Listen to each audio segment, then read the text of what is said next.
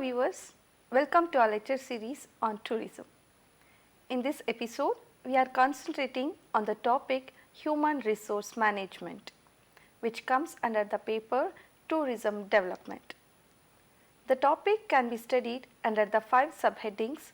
They are nature and scope of HRD, significance of HRD, aims and objectives of HRD, tourism and HRD ministry, strategies to meet challenges. Let us start with the first one, nature and scope of HRD. In recent years, increasing relevance is being made on the development of human resources in the process of socio-economic advancement. Human resource is one of the basic inputs as well as an active factor of production. Human resource is of paramount importance for the success of any organization. Different individuals exhibit similar and dissimilar patterns of behavior. They have their own set of needs, drives, goals and experiences. Management should be aware of their requirements. Manpower management is the most crucial job. Proper human resource management will enhance efficiency and performance of people at work. In any society, economic development and prosperity depends upon industrial advancement, which is possible through an optimum combination and utilization of the factors of production, especially its human factor, which is undoubtedly the most important. Human resource development is of vital importance in an service industry like tourism. People engage in this trade deal with people and cater to their needs. They are the ones which determine the quality of the product offered to the tourist. Millions of rupees are spent on building infrastructure, but it is the service personnel who alone can make them come alive. It is they who create the ambience that lures or repels the tourists. A lot therefore depends on the right selection, training and development of the personnel engaged in the tourist services.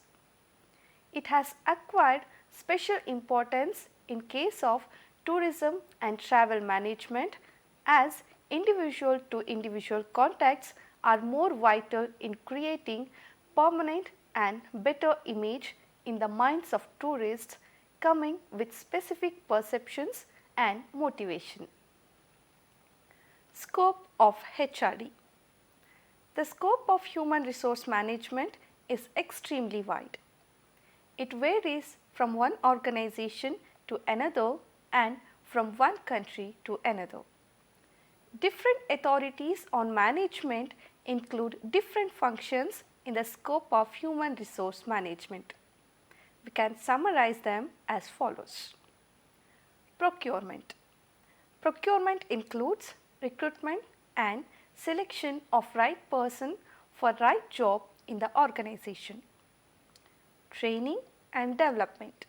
Training and development is must to prepare the worker gaining proficiency in the methods and techniques of work assigned to them. Employees' participation in various committees, conferences, conventions and expos may also contribute towards their development. Job analysis and job description. Job analysis and job description involves the studies of job requirements of an organization and assignment of well-defined functions to jobs so that qualified employees may be hired. Remuneration. Provision of adequate remuneration for the work done by an employee involves job analysis and job evaluation.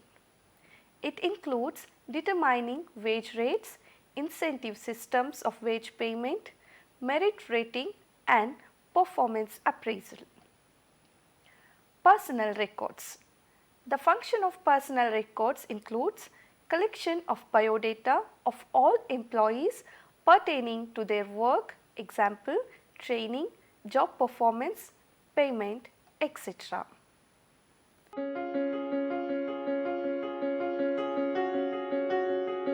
Coming to the next one, significance of HRD.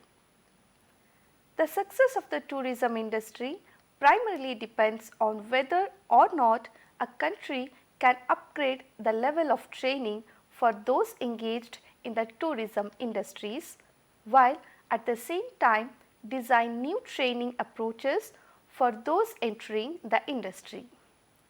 Consequently, education and training will play an important role in developing professionalism in tourism, which is necessarily a people-to-people business.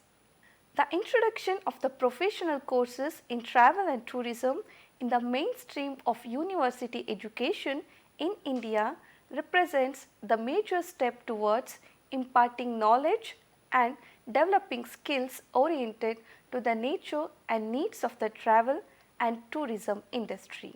These are helping to overcome the constraint of lack of formally structured tourism education programs in the country.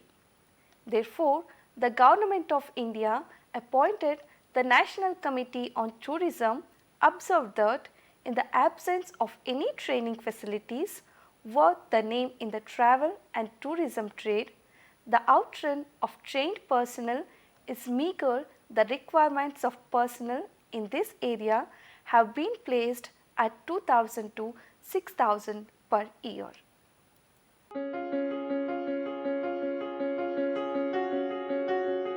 Aims and objectives of HRD. To develop the individual intellectually as well as materially, to enable him to lead a fuller life by developing his capacity to learn and earn. To enhance the contributions of individuals which can make in the collective tourism endeavour, which is needed to enlarge the availability of services which the nation as a whole needs. To acquire or sharpen capabilities required to perform various obligations in the tourism sector and the tasks and functions associated with their present or expected future roles. To develop an organizational culture in which supervisors and subordinate relationship, teamwork and collaboration among different subunits is strong and contribute to the organizational wealth, dynamism, professional well-being, motivation and pride of the employees in travel and tourism organizations. To impart knowledge and develop skills oriented to the nature and needs of the travel and tourism industry for present and future needs.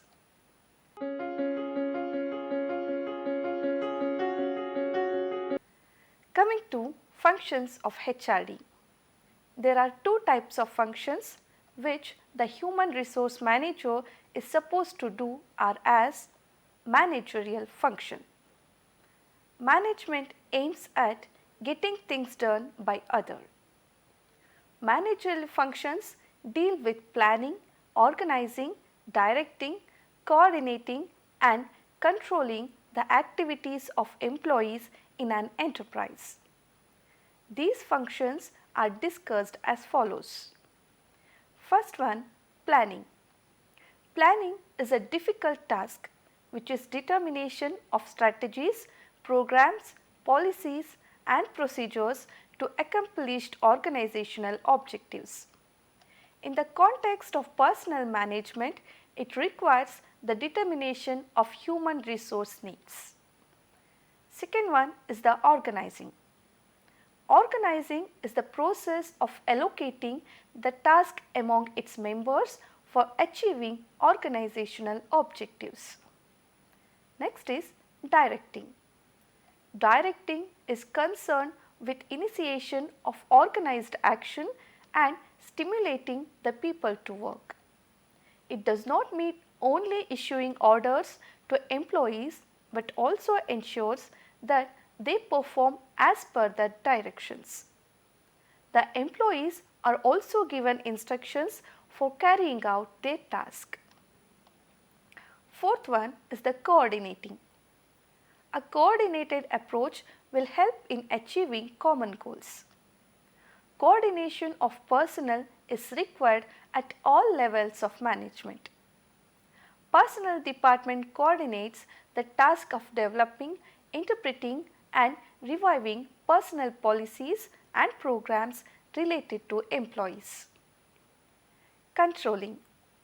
Controlling is the act of checking, regulating and verifying whether everything occurs as per the standards set and plans adopted. The performance of persons is regularly reviewed to find out whether it is going to according to the standards or not. Next type of function is operative functions. First one, procurement. This function relates to the procuring of sufficient and appropriate number of persons for carrying out business work. It is concerned with the number of persons necessary to accomplish organizational goals. Development. The development function is concerned with the development of employees by increasing their skill and proficiency in work. Employees are given proper training through various methods so that their performance is better in undertaking their jobs. Compensation. The personnel manager has to consider various factors while fixing the remuneration wise basic needs, requirements of the jobs, legal provisions, financial capacity of the firm, performance rating, etc., so that compensation should be fixed in such a way that is able to attract and retain suitable persons in the organization. Integration. It involves infusing among employees a sense of belongingness to the enterprise. The employees should identify their personal interest with that of the organization. This will bring about harmony of interest both of employees and the organization.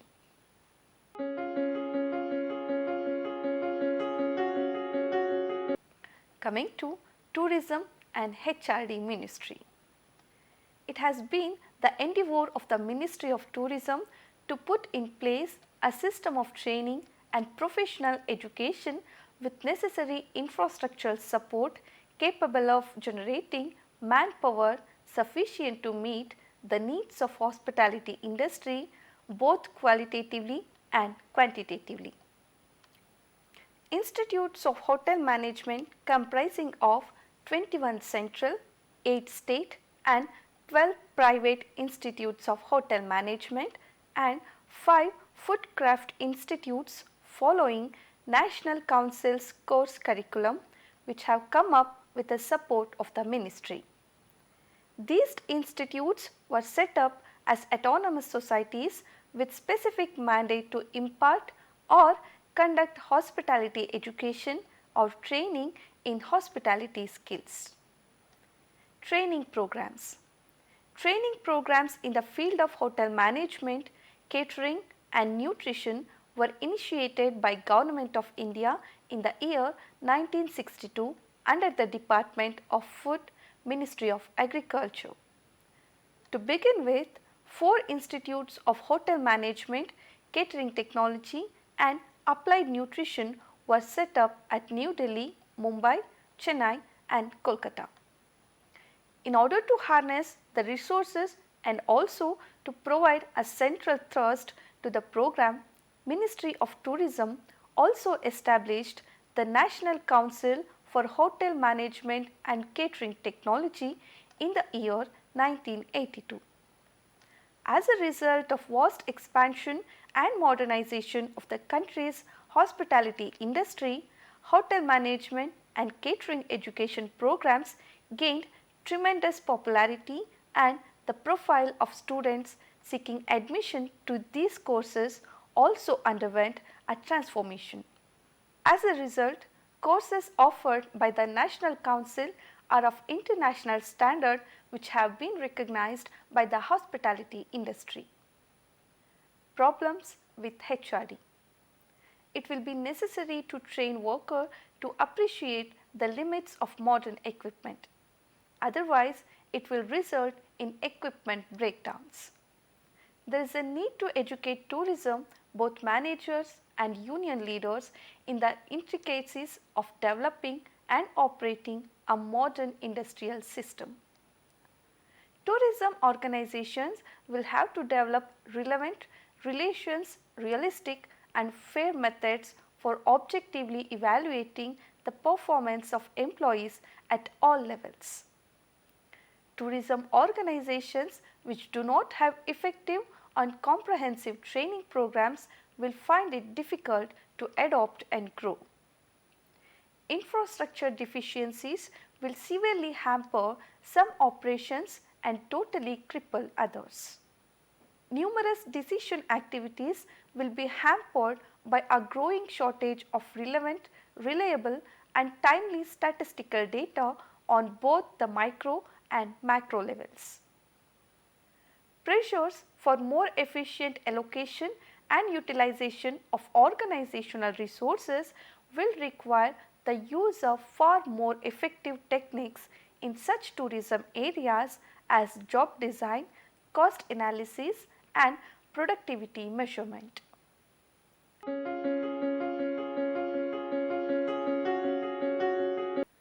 Coming to strategies to meet challenges. HRD is a system approach to managing human beings in the organizational context.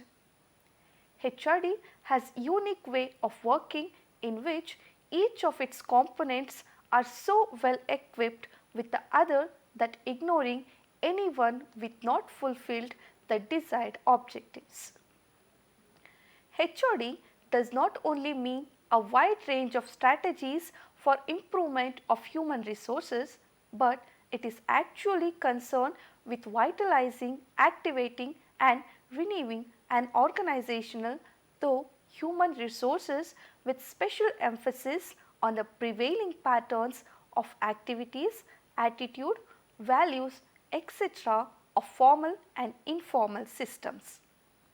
It is an essential function of management and prerequisites for its success we should consider the following points.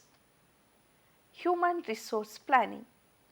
Human resource planning maintains and improves the organization's ability to achieve its goal by developing strategies that will lead to optimum contribution of human resources to the firm. Recruitment and selection. Recruitment refers to the process of searching for prospective employees and encouraging them to apply for jobs in an organization, while selection procedure refers to secure relevant information about an applicant. The selection of employees involves certain important steps like job analysis followed by the preparation of the job description and man specification, determination of the success of recruitment, preparation of the application form, conducting the interview, placing the applicant through tests according to necessity, checking the references, conducting the medical examination of the applicant, etc. Training and development. The present system of training and development programs suffers from several weaknesses both in quantitative and qualitative dimensions. Ability is a prerequisite to achievement, but unless this ability is built in, motivated, schooled and properly guided towards achievement of specific objectives, goals will not be fulfilled. Formal training programs in our country are excessively traditional and frequently of little operational value. Some are only system maintenance and are not directed towards HRD. The emphasis should be laid on scientific and objective training to trainers and trainees. reward system. A reward attracts a worker's attention and stimulates him to work more productively. An incentive program is most frequently based on monetary rewards but may also include non-monetary rewards too. In a country like India, the role of financial incentives as a primary tool for motivating workers cannot be overemphasized. The efficiency of a worker is very low and needs to be raised. Reward system can play an important role in improving his efficiency, but this system will not be effective unless a careful planning is done and implemented. Performance appraisal system.